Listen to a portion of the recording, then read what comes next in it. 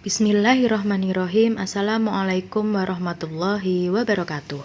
Kali ini kita akan belajar tema 1, subtema 1, pembelajaran 2. Sekarang kalian coba amati gambar berikut ini. Jadi makhluk hidup seperti yang kita sudah pelajari kemarin itu dapat bergerak dengan berbagai cara yang berbeda-beda. Manusia berjalan menggunakan kaki, sedangkan ikan berenang dengan siripnya dan cicak merayap di dinding. Berikut ini merupakan contoh beberapa cara hewan bergerak. Yang pertama, hewan yang hidup di air. Jadi, berenang menggunakan siripnya. Contohnya ada paus, lumba-lumba, dan lain-lain. Selanjutnya, contoh kedua itu hewan yang terbang menggunakan sayap. Contohnya ada kupu-kupu, lebah, lalat, dan lain-lain. Selanjutnya, hewan yang berjalan dengan kakinya. Contohnya ada ayam, itik, angsa, dan lain-lain. Selanjutnya, hewan yang bergerak dengan cara melompat, yaitu kanguru, katak, kelinci. Dan ada juga hewan yang bergelantungan dengan tangan dan kakinya, contohnya orang-utan, kemudian kera. Kemudian yang terakhir ada hewan yang bergerak dengan cara melata, contohnya buaya, ular, dan lain-lain. Selanjutnya kita akan belajar tentang alat pernapasan. Bernapas merupakan ciri-ciri makhluk hidup. Makhluk hidup dapat bernapas. Alat pernapasan makhluk hidup itu berbeda-beda.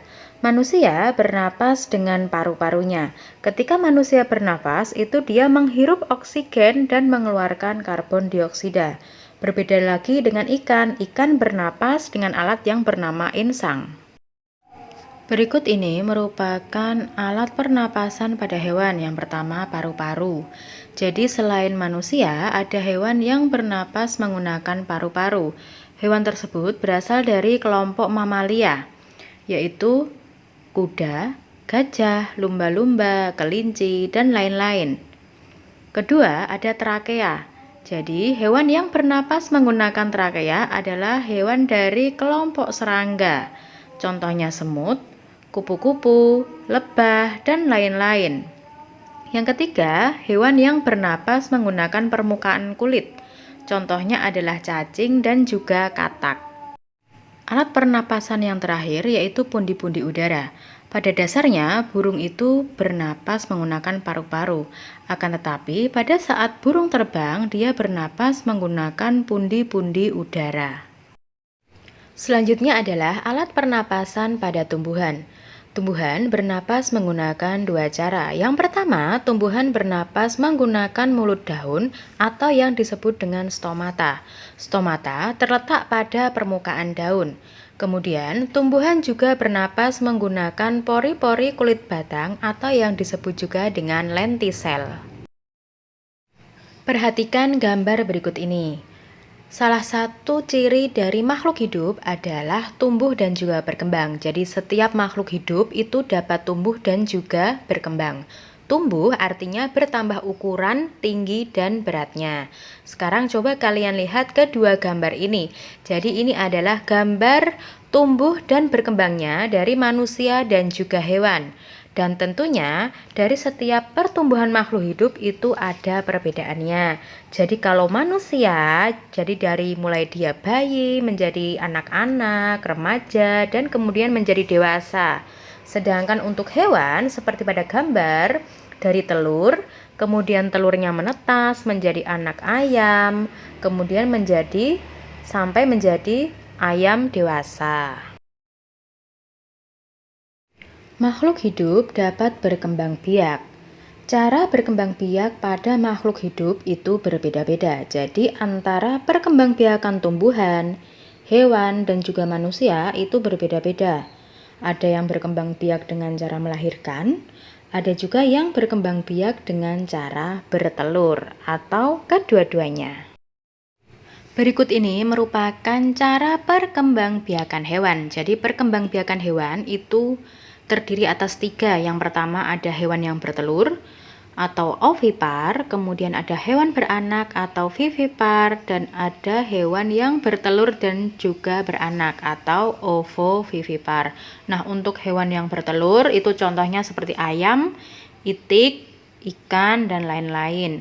Kemudian hewan yang beranak atau vivipar itu seperti sapi, kambing, kucing, dan lain-lain. Dan hewan yang bertelur dan beranak itu contohnya adalah ular. Makhluk hidup memerlukan makanan dan air. Manusia memerlukan tumbuhan dan hewan untuk makanan. Sebagian hewan juga memerlukan tumbuhan untuk makanan. Makhluk hidup peka terhadap rangsang. Seperti pada materi sebelumnya, kepekaan makhluk hidup terhadap rangsang itu berbeda-beda.